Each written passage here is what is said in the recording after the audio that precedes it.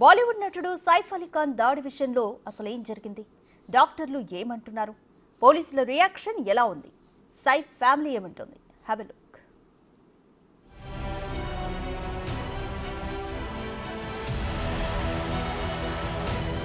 అది గురువారం తెల్లవారుజాము 2 గంటల 30 నిమిషాల సమయం. ముంబై బాంద్రా వెస్ట్లోని తన ఇంటి 11వ అంతస్తులో నటుడు సైఫ్ అలీ ఖాన్ నిద్రిస్తూ ఉండగా అనుమానాస్పద శబ్దాలు వినరావడంతో మేల్కొన్న సైఫ్ శబ్దం వచ్చిన చోటుకి వెళ్లారు. అది 12వ అంతస్తులోని సైఫ్ చిన్న కుమారుడు జహంగీర్ ఉన్న గది. ఈ గదిలో ఒక దొంగ చొరబడినట్లు గుర్తించారు. అతన్ని పట్టుకోబోయిన సైఫ్ పై ఎదురు దాడి జరిగింది. ఆ దాడి నుంచి తప్పించుకోవడానికి ప్రయత్నించిన సైఫ్ ఎంత ప్రయత్నించినా సాధ్యపడలేదు. అప్పటికి ఇద్దరి మధ్య తోపులాట జరిగింది. సైఫ్ నుంచి తప్పించుకునేందుకు ఆగంతకుడు 6 సార్లు కత్తితో పొడిచి పారిపోయాడు.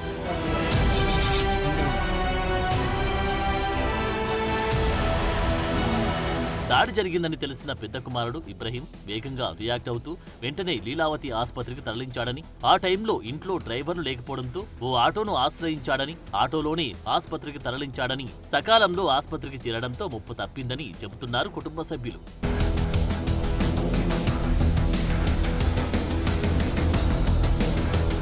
ఆ సమయంలో ఇబ్రహీం అంబులెన్స్ సహాయం ఎందుకు తీసుకోలేదు? 12వ అంతస్తు నుంచి కిందకి తీసుకువచ్చే క్రమంలో సైఫ్ సెక్యూరిటీ ఏం చేస్తుంది? ఇబ్రహీంతో పాటు కరీనా కపూర్ ఆ సమయంలో ఆసుపత్రికి ఎందుకు వెళ్లలేదు? వీటికి సమాధానాలు తెలియాల్సి ఉంది. ఈ ఘటనపై బాంద్రా పోలీసులకు తెల్లవారుజాము 3 గంటలకు ఫిర్యాదు అందింది. లీలావతి ఆసుపత్రి వర్గాల సమాచారం ప్రకారం చూస్తే తెల్లవారుజాము 3 గంటల 30 నిమిషాలకు సైఫ్ ను తమ ఆసుపత్రికి తరలించారని, 6 కత్తిపోట్లతో సైఫ్ తీవ్రంగా గాయపడ్డారని, వాటిలో ఒకటి వెన్నెముక భాగంలో ప్రమాదకరంగా కనిపించింది అన్నారు హాస్పిటల్ సిఓఓ.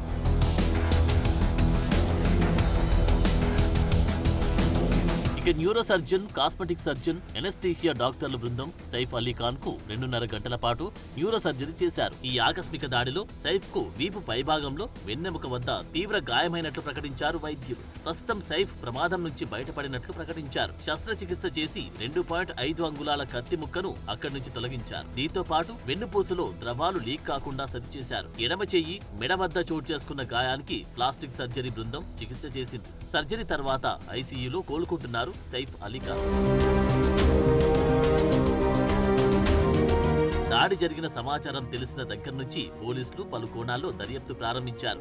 ఇప్పటికే సైఫ్ కుటుంబంలోని పనివారు ఇచ్చిన ఫిర్యాదు ఆధారంగా దొంగపై హత్యాయత్నం కేసు నమోదు చేశారు. అగ్ని ప్రమాదం వేళ వాడే మెట్ల మార్గంలో నిందితుడు ఇంట్లోకి ప్రవేశించాడని, అతడు దొంగతనం కోసమే వచ్చినట్లు భావిస్తున్నామని చెబుతున్నారు పోలీసులు. ఇప్పటికే నిందితుడిని గుర్తించామని అంటున్నారు.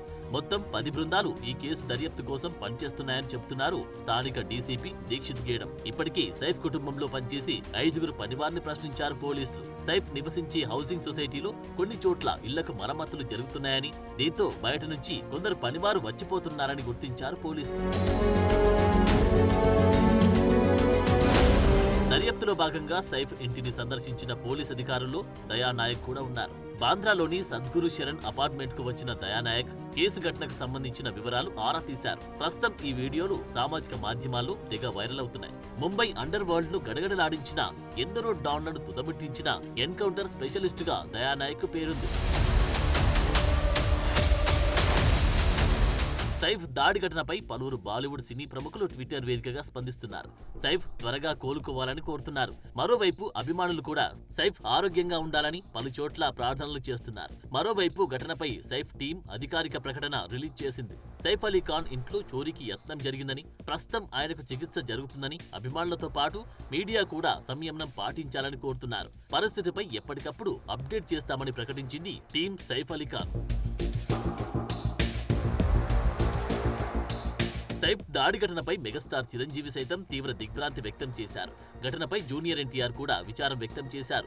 విషయం తెలిసి తాము షాక్ అయ్యామంటూ తన ఎక్స్ పోస్ట్ ద్వారా తెలిపారు. సైఫ్ అలీ ఖాన్ పై దాడి ఎంతగానో కలిచివేసిందని, ఆయన త్వరగా కోలుకోవాలని